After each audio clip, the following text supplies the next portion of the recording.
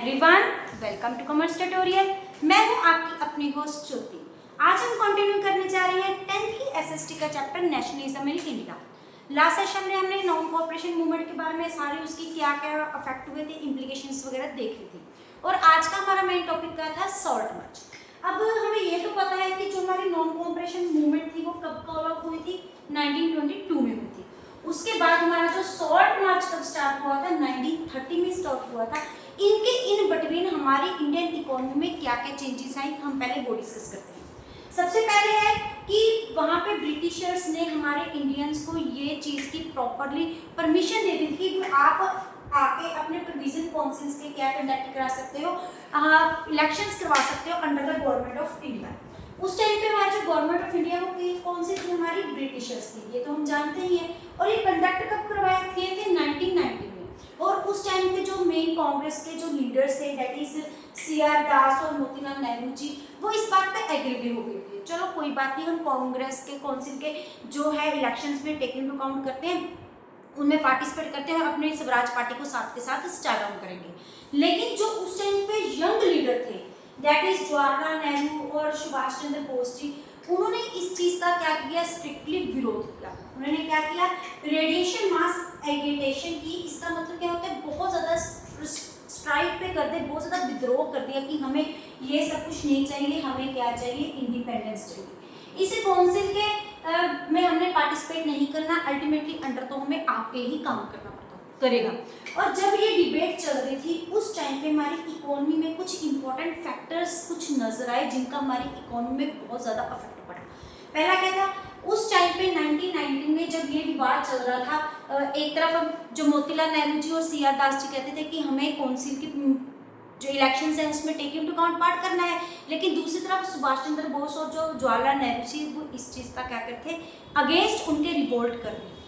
तो उस टाइम पे हमारी इकोनॉमी को क्या फेस करना पड़ा? हमारा इकोनॉमिक डिप्रेशन। अब इकोनॉमिक का मतलब क्या होता है? जिसका हमारी इकोनॉमी में अफेक्ट पड़ता है मॉनेटरी टर्म्स में, मीन्स हमारी इकोनॉमी की जीडीपी पे इफेक्ट पड़ता है, हमारी इकोनॉमी की अनएम्प्लॉयमेंट पे इफेक्ट पड़ता है, जिसके कारण हमारी पॉवर्टी क्या हो जाती है? बहुत ज़्यादा इंक्रीज हो जाती है। On the other term we क्या कह सकते हैं कि हमारी इकोनॉमिक ग्रोथ पे इसका बहुत ज़्यादा अफेक्ट पड़ता है। डिप्रेशन क्या होता है?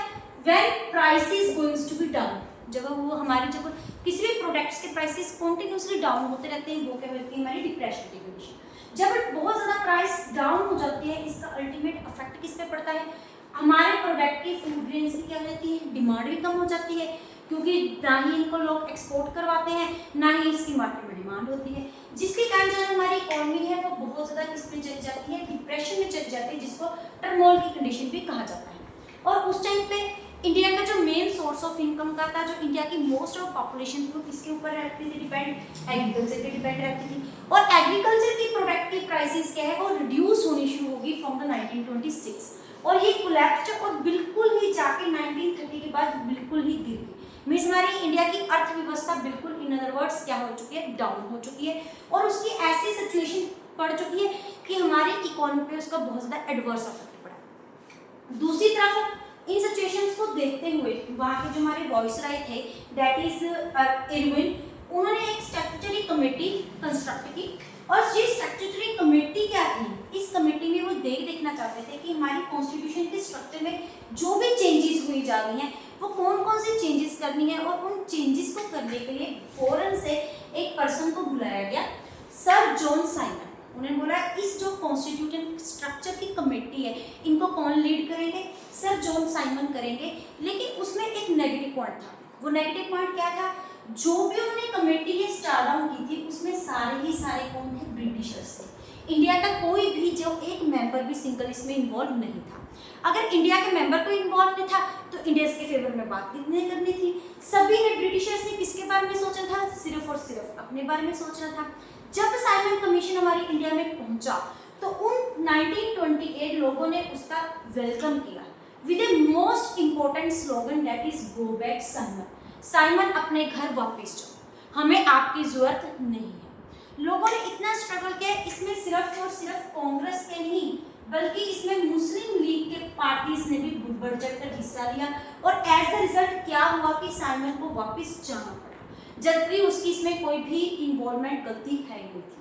जब इन सिचुएशन को सभी को टेक इनटू अकाउंट देखा तो वायसराय अरविंद ने कहा इस सिचुएशन को अब किसी और तरह से हैंडल किया जाए। तो उसने 1928 उसके जाने के बाद उसने 1921 में उसने एक डोमिनेशन स्टेटस अप्लाई किया, ऑफर किया। किनको ऑफर किया? इंडियंस को ऑफर किया। ठीक है, आप हमारी तरफ से कॉन्स्टिट्यूशन में कोई भी चेंजेस नहीं लाना चाहते, आप खुद डिसाइड कर लो। आप अपना कॉन्स्टिट्यूशन भी खुद डिसाइड कर लो। कांग्रेस के लीडर्स को बोला, मुस्लिम लीग के लीडर्स को बोला, उनमें जो जो आपने अमेंडमेंट्स करनी है आप सब कुछ कर सकते हो, लेकिन आप काम किसके अंडर करोगे? ब्रिटिशर्स के अंडर करोगे। इसी टाइटल को क्या बोलते हैं? Domination status. कि इसका मतलब पूरी इंडिपेंडेंस तो इंडियन को फिर भी नहीं थी, अंडर तो किनके रहना था? ब्रिटिशर्स के रहना था। और उन्होंने फर्दर एक और ऑफर मारी कि हम फर्दर की सारी बातें डिस्कस करने के लिए एक कॉन्फ्रेंस हेल्ड करते हैं जिसका नाम क्या है? Round table conference. आप आओ, उनको अटेंड करो, जो भी सेटल डाउन करना चाहते हैं हम आपस में बात करते हैं और कर लेते हैं। लेकिन क्या बोलते हैं 1929 में जब उन्होंने ये ऑफर मारी तो जवाहरलाल नेहरू जी और हमारे सुभाष चंद्र बोस जी ने उन्होंने बोला कि हमें ये चीज़ नहीं चाहिए, वी वांट द पूर्ण स्वराज। इसलिए एक लाहौर में कांग्रेस की एक उन्होंने मीटिंग अटेंड की जिनमें कांग्रेस के सारे लीडर्स शामिल थे और वहाँ पे उन्होंने कहा कि हमने किसी के अंडर काम नहीं करना, हमें डोमिनेशन स्टेटस नहीं चाहिए, हमें क्या चाहिए? पूर्ण स्वराज। और उन्होंने एक डेट डिक्लेरेशन कर दी, दैट इज 26 जनवरी 1930 कि इस दिन हमारे इंडिया को हम क्या करेंगे? टोटली फ्री कर देंगे from the shackles of the Britishers. और हमारे इंडिया को क्या सेलिब्रेट करेंगे? इंडिपेंडेंस डे सेलिब्रेट करेंगे। लेकिन ये चीज़ हो नहीं पाया क्योंकि वो सारे लोगों को, कॉमन पीपल को इसमें यूनाइट नहीं कर सकते। इन सारी सिचुएशंस को देख के महात्मा गांधी जी फिर आ गए। तो महात्मा गांधी जी ने कहा कि सबसे पहले अगर हमने कुछ भी चीज़ लेनी है तो लोगों में सबसे पहले लोगों को इम्प्रूव करना पड़ेगा, लोगों को क्या करना पड़ेगा? स्टिमुलेट करना पड़ेगा, लोगों को यूनाइट करना पड़ेगा, उनको बताना पड़ेगा कि स्वराज का मीनिंग क्या होता है। वायलेंस की वजह से हम इसको अचीव नहीं कर सकते, हमने नॉन वायलेंस का क्या करना है? तरीका अप्लाई करना है। तो उन्होंने एज द रिजल्ट जब इससे हमारी बहुत इंडिया को डिस्टर्बेंस हुई, डिप्रेशन हुई, तो उन्होंने क्या कहा? 31 जनवरी 1930 को उन्होंने एक दिन हमारा जो वॉइस राइट था उसको क्या लिखा? एक लेटर लिखा और उसमें डायरेक्ट फॉरवर्ड उसको बोल दिया कि हमारी 11 जो डिमांड्स हैं ये फुलफिल होनी चाहिए up to 11th of March. आपके पास इन बिटवीन जनवरी से लेके मार्च का आपका टाइम आपके पास अवेलेबल है। और उसमें जो उनकी 11 डिमांड्स थी उनमें जो मेन थी, कुछ तो जनरल इंटरेस्ट की थी पॉपुलर लोगों की, और कुछ की सभी की स्टेटस को देख के डिमांड्स थी फ्रॉम द पीसेंट्स को लेके हमारे इंडस्ट्री को। हमने पिछले सेशन में देखा था नॉन कोऑपरेशन के थ्रू कि उनको क्या क्या प्रॉब्लम्स फेस करनी पड़ी थी, पीजेंट्स को क्या फेस करनी पड़ती थी, हमारे मिडल मैन को क्या फेस करनी पड़ती थी, ट्राइबल को क्या फेस करनी पड़ती थी। जो भी उन्होंने डिमांड्स रखी थी उन्होंने सिर्फ एक पॉइंट को देख के नहीं बल्कि सभी लोगों का इंटरेस्ट देख के उनकी डिमांड्स आगे रखी। ये क्यों रखी? क्योंकि अगर ये डिमांड्स उनकी आगे रखेंगे तो इंडियन के कॉमन पीपल वो क्या होंगे? यूनाइट होंगे। किसके लिए? नेशनल मूवमेंट के लिए, ताकि वो आगे आके अपने इंडिया की स्ट्रगल पूर्ण स्वराज के लिए पार्टिसिपेट कर सके थ्रू ए नॉन वायलेंस वे। और इनमें जो मेन उन्होंने टॉपिक उठाया था तो उन्होंने कल बोला था you have to abolish the salt tax. जो वहाँ की गवर्नमेंट की इस टाइम पे हमारे ब्रिटिशर्स थे उनकी क्या थी? सॉल्ट के ऊपर प्रॉपर मोनोपोली थी और हमारे इंडियंस को उसके ऊपर सॉल्ट के ऊपर टैक्स देना पड़ रहा था। ये सॉल्ट इसलिए उठाया कि जो कि सॉल्ट है ये एक बेसिक नेसेसिटी है और यह जो नेसेसिटी होती है वो हर एक कॉमन लेवल के पीपल को वो कंज्यूम करनी ही पड़ती है, चाहे वो रिच क्लास हो, चाहे वो मिडिल क्लास हो, चाहे पुअर क्लास हो, ताकि हर श्रेणी के लोग, हर कास्ट के, हर स्टेटस के लोग इसमें आके क्या कर सके? पार्टिसिपेट कर सके। लेकिन इरविन ने क्या किया? टोटली मना कर दिया कि we will not take into account your problem, वो हम अबैंडन करते हैं, हम साल टैक्स को खत्म नहीं करेंगे। ये आंसर आते as the result 12 of March को उन्होंने एक सत्याग्रह शुरू किया जिसको हम क्या बोलते हैं? डांडी मार्च के नाम से भी जानते हैं। और उन्होंने अपने 78 वॉलंटियर्स को लेके चल पड़े। ये 78 वॉलंटियर्स में कोई एक ही टाइप के लोग शामिल नहीं थे, इसमें हर स्टेटस के, हर कॉमन पीपल, जनरल लेवल के लोग शामिल थे। और ये जो उन्होंने स्टार्ट किया था अपना मार्च, ये कहाँ से स्टार्ट किया था, उन्होंने अपने आश्रम साबरमती से स्टार्ट किया था और गुजरात के कोस्टल एरिया टाउन दांडी तक किया। कोस्टल एरिया कौन सा होता है, जो सी साइड्स होता है, जो समुद्र होता है, और वो 240 माइल्स चले थे। उन्होंने ये सफर, ये ट्रैवल कितने दिनों में कवर अप किया था, 24 डेज में। और दिन में वो 10 माइल्स का करते थे, ट्रैवल करते थे, जाते वो पैदल ही थे, पैदल यात्रा उन्होंने स्टार्ट की थी। और रास्ते में रुक रुक के लोगों को क्या करते थे, इंटीमेट करते थे, लोगों को जागरूक करते थे, ताकि लोगों को सिर्फ, क्योंकि पहले जो स्वराज का मेन थीम था ये कहाँ तक फिक्स था, टाउन तक फिक्स था। वो विलेज के लोगों को, पीजेंट्स को इसके बारे में प्रॉपरली इंफॉर्मेशन नहीं थी। रास्ते में उनको इन्फ्लुएंस करते गए, इसके बारे में जान करके देते गए।